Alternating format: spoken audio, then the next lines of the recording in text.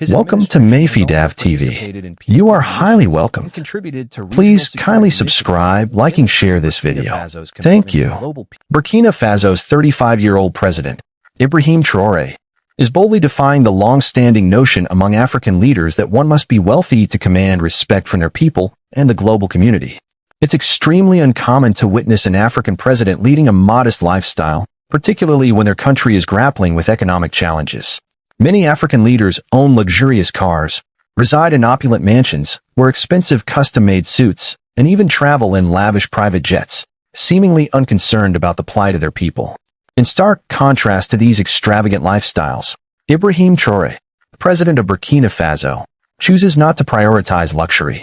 Instead, his focus lies in placing the needs of his people first, even going so far as to reduce his own salary. Ibrahim Traore draws frequent comparisons to Thomas Sankara, primarily due to his modest lifestyle and unyielding dedication to his people. Much like Sankara, Traore prefers to drive a simple car and eschew the opulence of expensive suits in favor of military attire. This was evident during the Russia-Africa summit, where Traore stood out among his African counterparts by donning military combat clothing, complete with a distinctive red beret and tactical gloves. Moreover, Traore's refusal to accept the president's salary and his steadfast commitment to maintaining his salary as a military captain serve as a poignant testament to his unwavering commitment to serving his country. Ibrahim Traore made history in September 2022 by becoming the world's youngest head of state. He assumed power after he and a group of junior military officers staged a coup to oust Lieutenant Colonel Paul-Henri Damiba, who had taken office in a coup earlier in the year.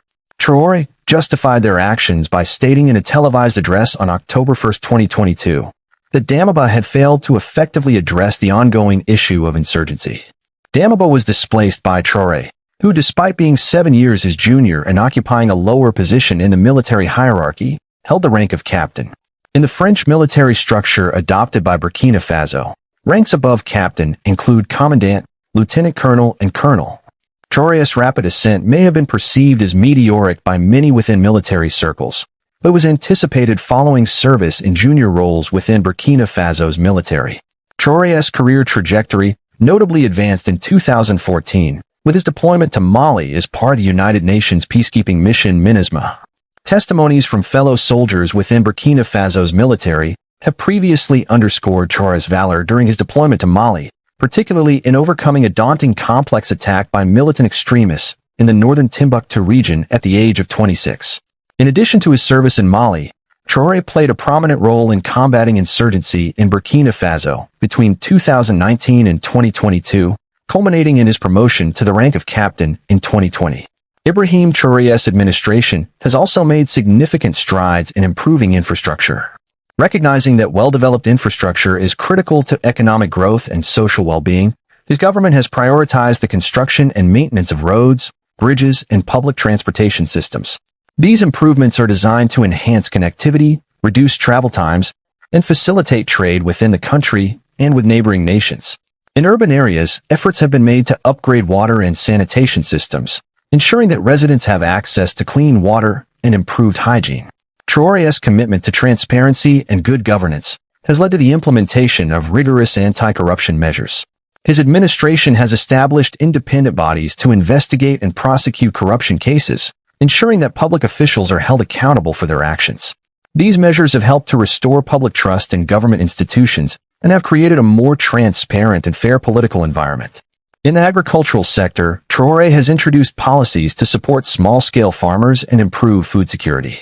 His government has provided subsidies for seeds and fertilizers, promoted sustainable farming practices, and facilitated access to markets for agricultural products. These initiatives aim to increase agricultural productivity, reduce rural poverty, and ensure that all citizens have access to sufficient and nutritious food. Traore's focus on innovation extends to the digital realm, where his administration has worked to bridge the digital divide. By investing in internet infrastructure and promoting digital literacy, the government aims to ensure that all citizens can benefit from the opportunities provided by the digital economy. This includes initiatives to support e-commerce, digital entrepreneurship, and the use of technology in education and healthcare. In the field of international relations, Traore has sought to position Burkina Faso as a key player on the global stage. He has engaged in diplomatic efforts to strengthen alliances, attract foreign investment, and promote Burkina Faso's interests in international forums. His administration has also participated in peacekeeping missions and contributed to regional security initiatives, demonstrating Burkina Faso's commitment to global peace and stability. Cultural diplomacy has also been a significant aspect of Traoré's foreign policy. By promoting Burkina Faso's cultural heritage abroad, his administration aims to foster mutual understanding and goodwill with other nations. This includes cultural exchanges, international festivals, and the promotion of Burkinabe art and literature. In addressing the challenges of urbanization, Traoré's government has implemented policies to manage urban growth and improve living conditions in cities. These policies include the development of affordable housing, the creation of green spaces, and the enhancement of public services such as waste management and public safety. These efforts aim to create livable, sustainable urban environments that can accommodate the growing population. Traoré has also placed a strong emphasis on social justice, working to address inequalities and ensure that all citizens have access to opportunities. His administration has implemented policies to protect the rights of marginalized groups, including ethnic minorities, people with disabilities, and the LGBTQ+ community. By promoting inclusivity and equality, Traoré aims to build a society where everyone can thrive. In the realm of public health, Traoré's administration has tackled critical issues such as maternal and child health, infectious diseases, and mental health. Programs have been introduced to reduce maternal and infant mortality rates, improve access to prenatal and postnatal care, and provide mental health services. Public health campaigns have also been launched to combat diseases such as malaria, HIV, AIDS, and tuberculosis. Economic resilience has been another key focus of Traoré's policies. His administration has worked to build a robust economic foundation that can withstand external shocks and ensure long-term stability. This includes diversifying the economy, promoting local industries, and building financial reserves.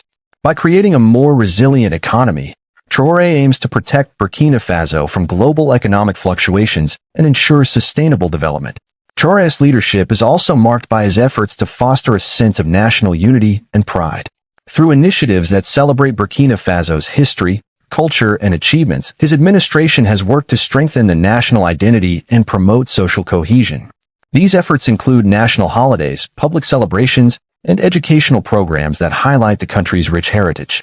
In the realm of sports, Traoré has supported the development of athletic programs and infrastructure to promote physical activity and healthy lifestyles. His administration has invested in sports facilities, supported youth sports programs, and encouraged participation in international competitions. These efforts aim to promote physical fitness, build community spirit, and provide opportunities for young athletes to excel. Traoré's approach to governance is characterized by a focus on long-term planning and sustainability. His administration has developed comprehensive plans to guide national development, taking into account economic, social, and environmental factors. By planning for the future, Traoré aims to ensure that Burkina Faso can achieve sustainable growth and prosperity for generations to come. Overall, Ibrahim Traoré's leadership is distinguished by his holistic and inclusive approach to governance. His policies and initiatives reflect a deep commitment to improving the lives of all citizens, promoting social justice, and ensuring sustainable economic growth. As he continues to lead the country through its transitional phase, Traoré's vision and actions provide a blueprint for a brighter and more prosperous future for Burkina Faso.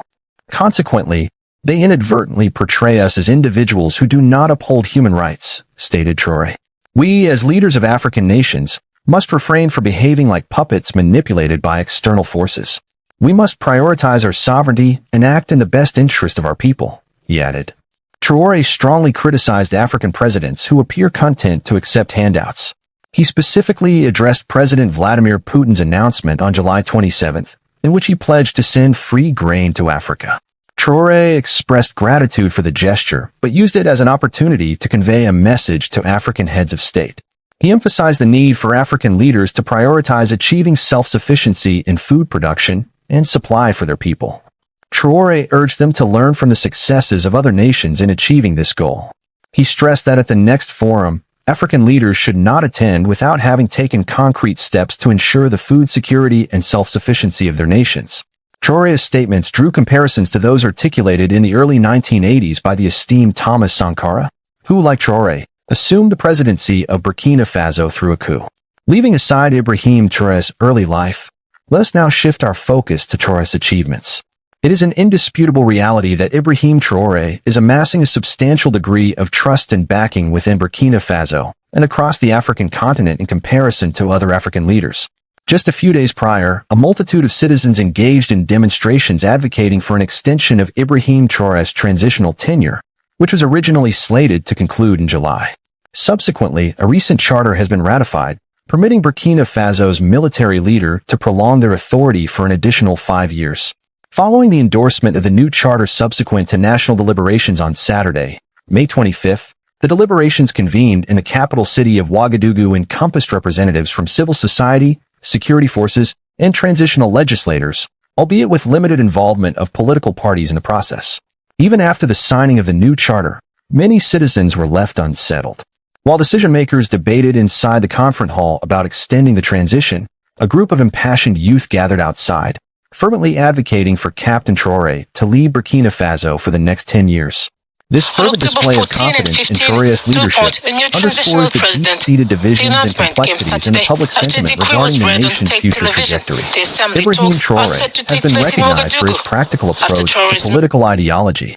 He has addressed a significant economic challenge in Burkina Faso by pointing out the absence of a domestic gold refinery despite the country's status as a major global gold supplier.